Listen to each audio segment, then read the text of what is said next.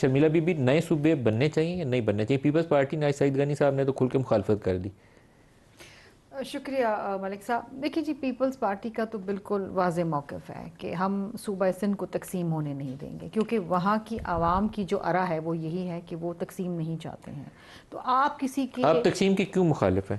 اگر ہو سکتا ہے 3 صوبے بنانے سے بہت ایفیشنسی آ جائے سندھ کے نہیں نظام. دیکھیں، یہاں پر شاید ایفیشنسی کی بات نہیں ہو رہی ہے. اگر ایفیشنسی کی بات ہوتی تو کیا آلریڈی جو بات ہو رہی ہے؟ سٹرکچر موجود ہے کہتے تو یہ نا اس کو سسٹم بہتر ٹھیک کریں. کرنا ہے. نہیں، جغرافکلی آپ صوبوں کو ڈیوائیڈ کر کے کیا سسٹم کو بہتر کریں گے؟ اب کیا بہتری آ جائے گی کہ ایک صوبے میں اگر ایک چیف منسٹر ہے، وہاں 6 لے آئیں گے تو کیا دو 6 ول ڈیلیور؟ ول آپ دے کے بی خیال میں نہیں کمپیٹنٹ ڈیلیور انف؟ کریں گے؟ نہیں، بیکاز دیکھیں ایک تو آپ کے پاس فزیکل سپیس نہیں ہے. آپ ہمیشہ یہ بات کرتے ہیں فزیکل سپیس نہیں ہے، خسارے میں ملک جا رہا ہے. مزید چیف منسٹرز، مزید کابینہ، بیوروکریسی، تمام چیزیں.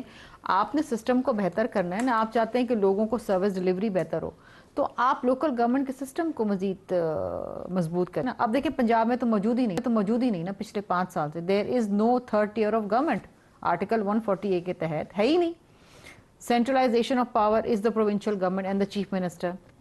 جہاں کسی کی رسائی نہیں ہوتی ہے، جو بات کر رہے ہیں نا کہ جی وہاں سے چل کے آتا ہے تو جی لیکن ہاں. آپ کہتے ہیں سندھ میں تو نئے صوبے نہیں بننے چاہیے، پنجاب میں بن جانے چاہیے، یہ کیوں کہتے ہیں؟ کیونکہ سندھ کے لوگوں کی رائے یہ ہے.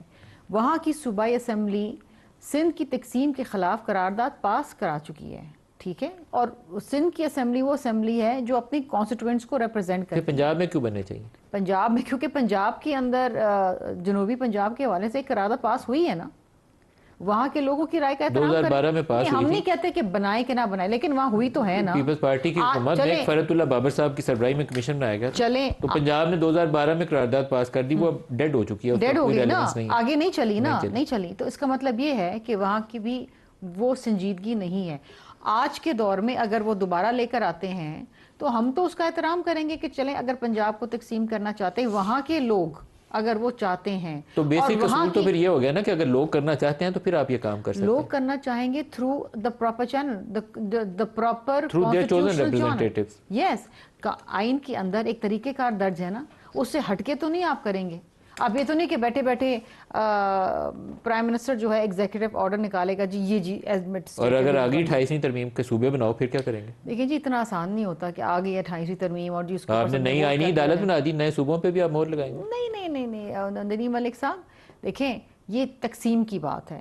یہاں پر کسی کو ایکسٹینشن دینا یا کوئی مزید جوڈیشری بنانا، ایک کانسٹیٹیوشنل کوڈ بنانا جو کہ ہمارے چارٹر آف ڈیموکریسی میں تھا، وہ الگ چیزیں ہیں. لیکن جوڈیشل ریفارمز لانا، دیز آر اسٹرکچرل ریفارمز، آپ ان کو وہ نہ سمجھیں. لیکن یہاں پر اگر آپ نے صوبوں کو تقسیم کرنا ہے تو وہاں کے لوگوں کی رائے تو لیں.